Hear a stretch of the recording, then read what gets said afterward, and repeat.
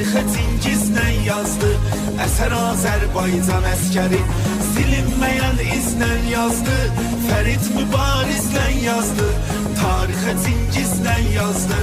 Əsər Azərbaycan əskəri bir gün silahına sarılarsa, əgər Azərbaycan əskəri, əgər Azərbaycan əskəri, əgər Azərbaycan əskəri sözsüz vətənə qazandırar.